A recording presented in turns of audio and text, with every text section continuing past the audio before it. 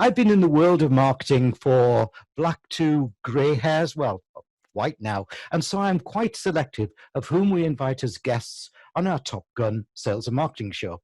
I want you to meet real experts who have achieved real results for their clients, not just for themselves. To me, good marketing should be threaded throughout the business. After all, you've got no money to count if you don't have customers spending with you. So, at the Top Gun Show, we're always searching the world for best practice marketers. And today, taking a Zoom flight to Australia, to Melbourne, to meet one of those best, Annelise Worn. Welcome, Annelise. Thank you so much, Malcolm, for having me. I'm excited to be here.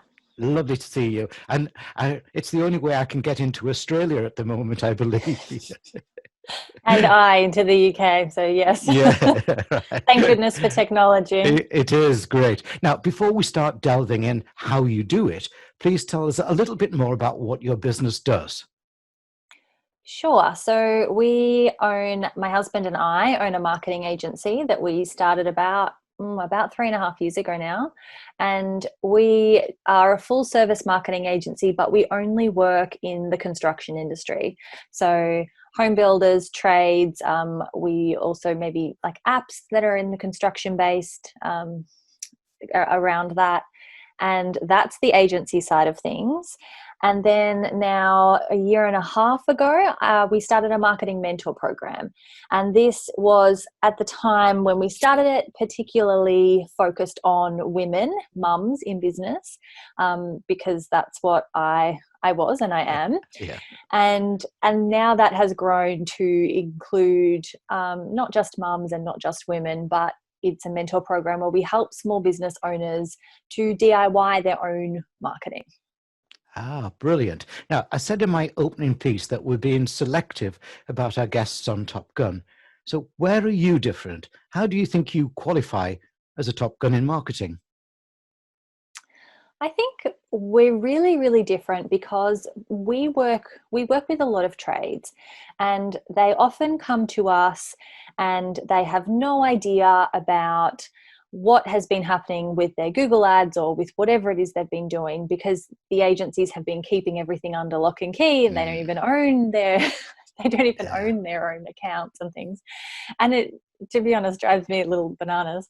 And so we're radically transparent when it comes to the agency. We show them what we're doing. We tell them everything, including the strategy. So technically they could go and take that and do it themselves or whatever. And that's fine, because we're small business owners and so are they. And we really respect that. And we give them that transparency.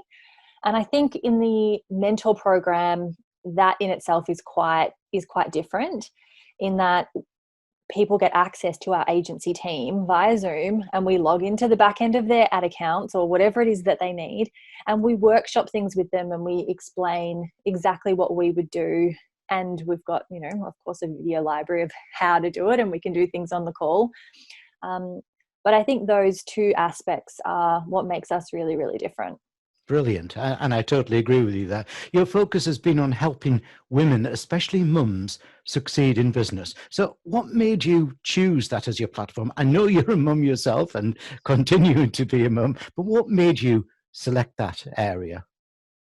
Yeah, well, as we were growing the agency, that is with trades, and I was doing some freelance work on the side as well while we were building that.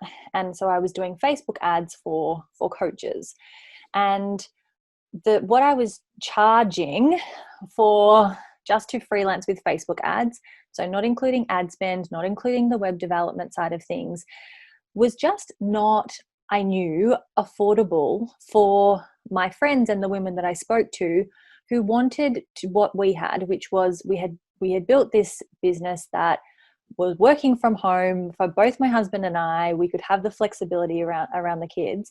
And the women I spoke to wanted that, but they were great at what they did. So great at graphic design or great at making kids headbands and things. They would never have been able to afford my freelance services. It just wouldn't have been viable for the businesses that they wanted to run. And so I started teaching them and started mentoring them, and that was the beginning of the mentor program. And because I wanted for these women what we had created for ourselves, which was that time and freedom, flexibility around the kids.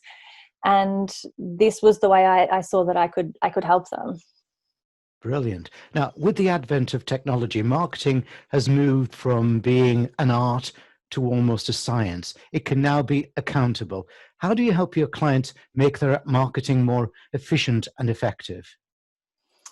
Sure. So of course we're looking at the data, and we also, what I find is when people are great at their craft, they expect everybody to, as soon as they hear about it, also fall so deeply in love with their craft that of course they're going to buy. And when you're a marketer, you know that just saying like, look, I've got this thing for sale, we love to buy, but we don't like to be sold to. And so marketing is about taking people on that journey from awareness to, consideration to action, all of that. And so that is how we start working with clients. And then by basing marketing around the buyer journey, if we're spending money on ads, then we are making every dollar really efficient and effective, because you're not showing that big shiny offer to people who aren't interested. You're only showing it to the people who know a little bit about you, who are interested in what you have to say, what you have to offer. So that's the approach that we take. Brilliant. Again, you offer both mentor and coaching programs. What to you is the difference between mentoring and coaching? How do you help your clients select which support is best for them? So the mentor program is, as I mentioned, it's a group program. So our teams are our team is online once a day, and so if you need help with Google Ads, you log in to the call with the Google Ads expert and get that help. And it's group, so they'll probably have a strategy normally that we come up with together when they begin working with us. And then the mentoring is helping them implement that. Whereas the coaching that we do is one-on-one.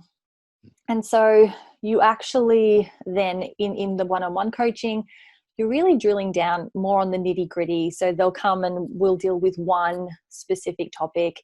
It's a lot about the mindset side of things. And on maybe it's one-on-one and it's about a specific challenge. That's how we approach it. I'm not sure if that's the correct definition, but that's what we call them.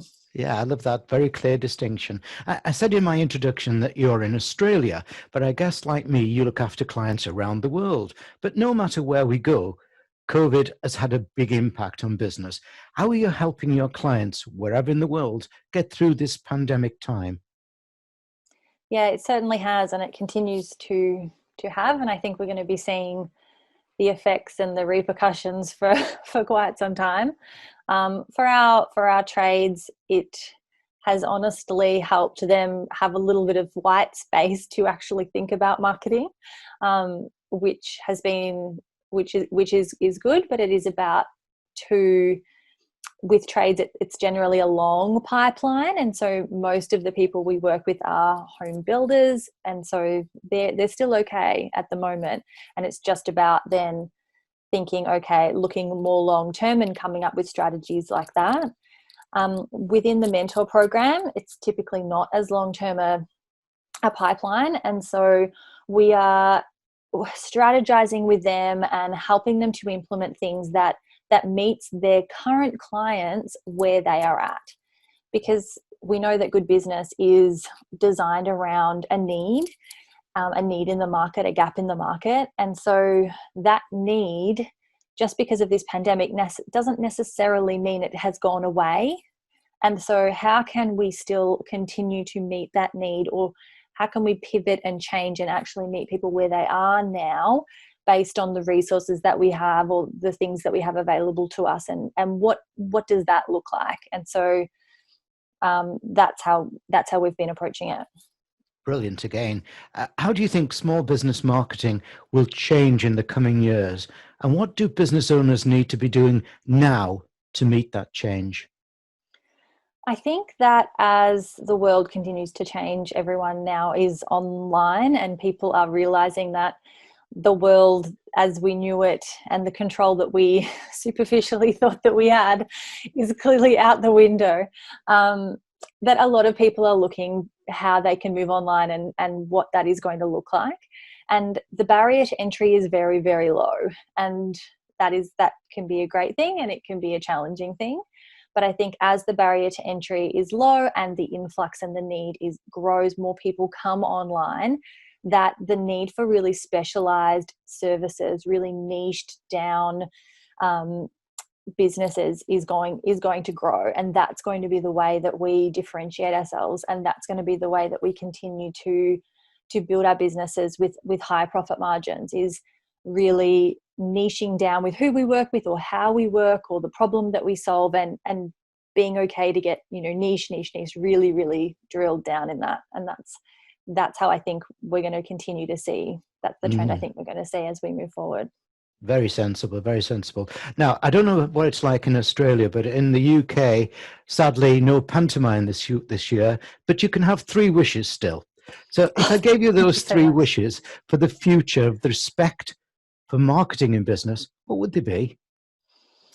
I think it would, for people to understand that it's not just about ringing the bell for their business, as we mentioned. It's not just about flying the flag, and actually understanding the psychological part of it and therefore enjoying it more, because a lot of people who aren't marketers just don't love this side of the business. The second would be, I hope that live video continues to grow, and I think it will, because I love that aspect. I think it takes away the varnish, and it makes things a little easier, like this, clearly not scripted. So, and I think that's really nice. And I think that way we get the connection that we're craving, that as we move more online, that I think that will continue to come through. And the third is just a small thing. I wish that we could advertise inside Facebook groups. That would be great. Or Facebook, like to target Facebook groups in advertising. That would be my Facebook ad wish. Oh, okay, right. I'll stop my TikTok then. Annelise Worn, and by the way, your viewers, don't forget behind me is her URL to go and check her out. Annelise Worn, thank you very much indeed for a brilliant interview, and you certainly are top gun. Thank you so much for having me, Malcolm.